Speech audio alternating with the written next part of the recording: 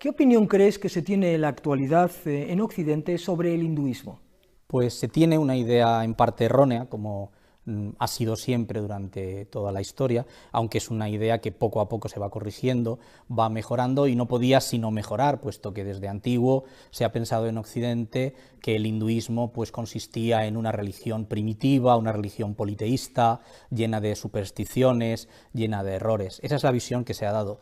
Los musulmanes y los viajeros musulmanes que la describieron, pues evidentemente rechazaron el culto a los ídolos y hablaron de una religión de adoradores del fuego muy imprecisa. Durante la época colonial, los ingleses se sintieron más afines al islamismo que al hinduismo, al que tampoco estudiaron mucho ni quisieron entender, y luego, pues en el siglo XX se ha vivido también otra deformación conceptual. En los años 60, la popularidad que los Beatles dieron a sus viajes a la India, a sus gurús, pues hablaron de un hinduismo como algo muy vago, muy impreciso, una religión en donde había muchos elementos libres de misticismo y poco pensamiento racionalista. Los mismos gurús o maestros religiosos a los que ellos acudieron transmitieron también una visión incorrecta de lo que es el hinduismo, y entonces eso ha dado como consecuencia que cualquier cosa se pueda creer. Cuando hablas de hinduismo en muchos foros, enseguida alguien te pregunta, ¿y las castas? Entonces, mezclando realidades sociopolíticas con la religión, que no tienen tanta relación. O, por ejemplo, cuando vemos en Occidente, en España concretamente, que los libros sobre hinduismo, sobre religión, sobre filosofía, no están en las librerías, en la sección de filosofía o en la sección de religión, sino en la sección de ciencias ocultas, de mancias. Claro, evidentemente todo esto da una visión deforme del concepto. No se ha profundizado, no se ha descrito bien, quizá la falta de un canon concreto, la falta de una iglesia estructural en el hinduismo ha provocado el que se piense que el hinduismo no es un sistema de pensamiento coherente, sino simplemente una amalgama de muchos elementos heterogéneos sin mucha conexión entre sí. ¿En qué pensadores o corrientes occidentales podemos hallar vestigios de ese saber hindú? En muchos de ellos. Otra cosa es que por modas o por otros constreñimientos no se ha hablado directamente de esa influencia de lo hindú, pero si cotejamos las filosofías, pues se puede encontrar ya desde época antigua. Los presocráticos dicen cosas muy parecidas a lo que se está diciendo en la India en aquel momento, y tenemos, por ejemplo, pues los pitagóricos, ¿verdad?, que nos hablan de la reencarnación, o tenemos a los gimnosofistas, ¿verdad?, estos filósofos desnudos a semejanza de los jaínes en la India. Luego tenemos en nuestra tradición occidental los estoicos, que hablan también de un panteísmo muy semejante al que contempla el Vedanta.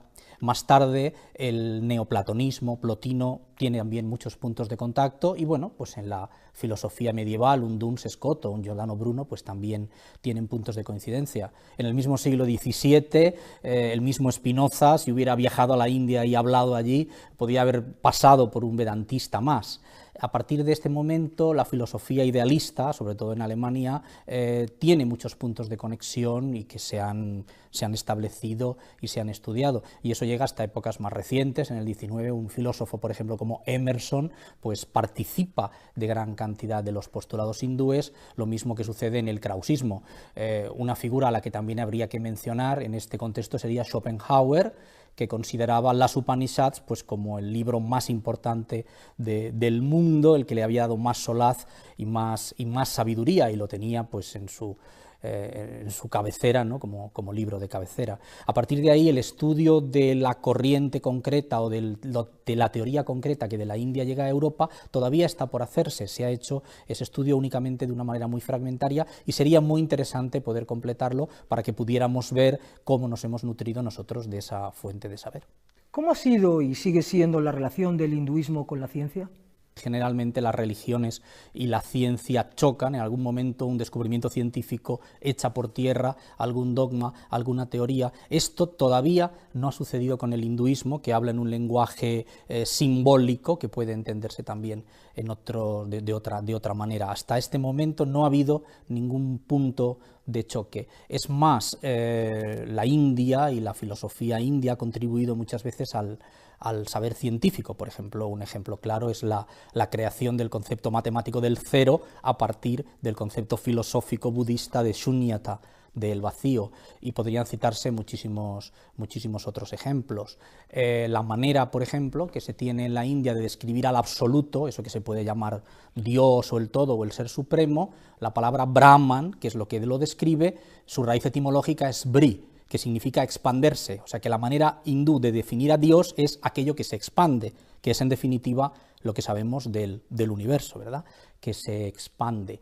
Y luego este concepto de que todo es uno está explicado en la Bhagavad Gita, donde se dice lo que es no puede dejar de ser y lo que no es no puede llegar a ser. Este es el concepto de ex nihilo nihilum, ¿verdad?, de la nada no sale nada, que no es en definitiva más que el concepto de la primera ley de la termodinámica, ¿verdad?, la ley de la conservación de la energía, de que todo lo que hay se puede cambiar de forma, pero ni se crea ni se destruye.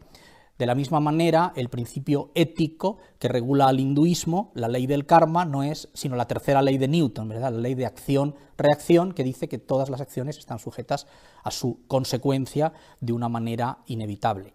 Se podrían citar muchos otros casos en donde el hinduismo aporta semillas científicas. El hinduismo habla desde antiguo de la relatividad del tiempo, tiene conceptos muy precisos de medida del tiempo, como el truti, ¿verdad?, que es una partícula, es una medida de tiempo que equivale a una millonésima de segundo.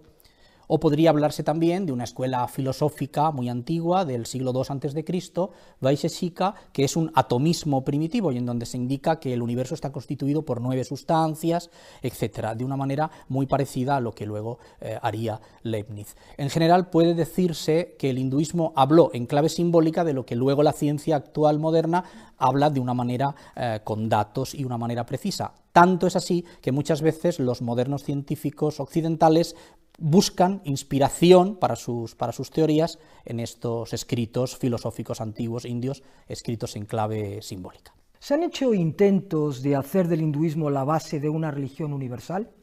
¿Sería ello posible? Se han hecho intentos de hacer del hinduismo una religión universal, se han hecho intentos desde varios ángulos. El mismo sikhismo, la religión de los sikhs, intenta ser un sincretismo entre el hinduismo y el islamismo, ¿verdad?, con puerta abierta a otras religiones.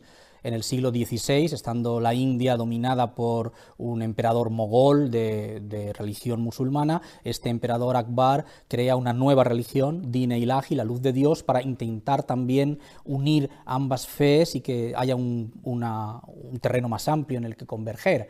A finales del siglo XIX surge la teosofía, que todos sabemos que es un intento de religión universal con una base hindú y elementos válidos de todas las religiones, tanto del presente como del pasado, que puedan convergir y puedan aportar cosas. Lo mismo con las filosofías de la nueva era.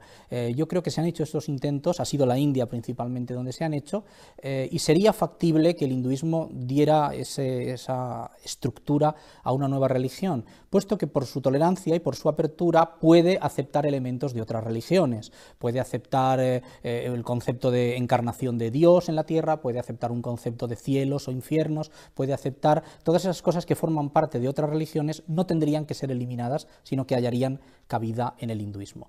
Y además, siendo el hinduismo una religión abierta, una religión que se renueva y que se modifica, no habría problema ante la aparición de elementos nuevos. El hinduismo se ha modificado modernamente y, por ejemplo, tenemos el concepto de Tagore, que habla del arte como una forma de religión, o tenemos nuevos dioses que han surgido en los años 70, sorprendentemente en la India, y eso pues indica que es una religión renovada y que podría aceptar elementos de modernidad. El hinduismo nunca ha sido proselitista. ¿Ha cambiado esa tendencia en la actualidad, en el momento presente? El hinduismo nunca ha sido proselitista, sigue sin serlo. Lo que sucede es que la indología, pues por supuesto, ha avanzado y se ha dado a conocer más. Los medios de comunicación lo han facilitado y los hindúes muchas veces son proselitistas con ellos mismos, o dicho de otra manera, quieren hacer entender a los mismos hindúes mejor y más en detalle los elementos de su cultura, y eso se ha propiciado con los medios de comunicación. No hay nada más que ver la cantidad de nuevas páginas web para difusión del hinduismo que los mismos hindúes manejan en lenguas vernáculas, o sea, obviamente para su uso propio, no para contar su religión a nadie más o mediante otros medios de difusión. Esto es una cosa muy clara. También la ficción pues ha ayudado. películas como 7 años en el Tíbet o Kundun han publicitado el budismo a lo mejor mucho más que muchos tratados filosóficos. Lo que sí ha sucedido es que los hindúes están un poco cada vez más orgullosos de lo suyo. Se podría hablar, no sé, quizá de un segundo renacimiento hindú, un segundo momento después del que hubo en el siglo XIX, en el que los hindúes consideran que su cultura tiene mucho que ofrecer. Y también es verdad que han perdido el complejo que tenían ante Occidente o ante las otras religiones, en vista de las demasías que lamentablemente tienen lugar en el marco del islamismo o de las corrupciones que se están poniendo de relieve en el catolicismo. Eso ha hecho que los hindúes consideren su religión pues un poco más digna de lo que podían considerarlo a lo mejor hace 100 años. Entrando de lleno en el terreno de la especulación, ¿cómo podríamos imaginar la religión del futuro? ¿Qué elementos principales de origen hindú crees que perdurarían en ella? Bien, es difícil hablar de la religión del futuro, pero sí hay un hecho cierto, y es cuáles eran las religiones del pasado. Las culturas aisladas, cada una tenía su religión, y esa religión era por defecto la verdadera. Bien, ese planteamiento evidentemente se ha acabado. Las religiones se conocen más, interactúan más, y el ecumenismo en materia religiosa es tan inevitable en el mundo del futuro como lo es, por ejemplo, el fenómeno del mestizaje. Entonces es algo a lo que nos tenemos que acostumbrar. En cuanto a la posibilidad de una religión del futuro, si queremos compaginar los avances científicos con un trascendentalismo, la única solución es el panteísmo, considerar la naturaleza divina de todo. Y yo creo que ese sería el principio que perduraría en una religión del futuro. Por un lado, la unidad del ser, todo lo que hay es uno y lo mismo, y por el otro lado, la teoría de causa y efecto, o karma, como la queramos llamar, la idea de que cada acción produce una reacción, y ese sería el parámetro moral, el parámetro ético, no hacer nada que provoque algo malo, más que un Dios que controlara y premiara o castigara según su voluntad. Y en cuanto a los elementos concretos, aparte de estas nociones, pues creo que intervendrían el elemento del pacifismo, el elemento del ecologismo, el elemento del vegetarianismo. Todas estas cosas sería lo que integraría esa religión que pudiera servir un poco para todo.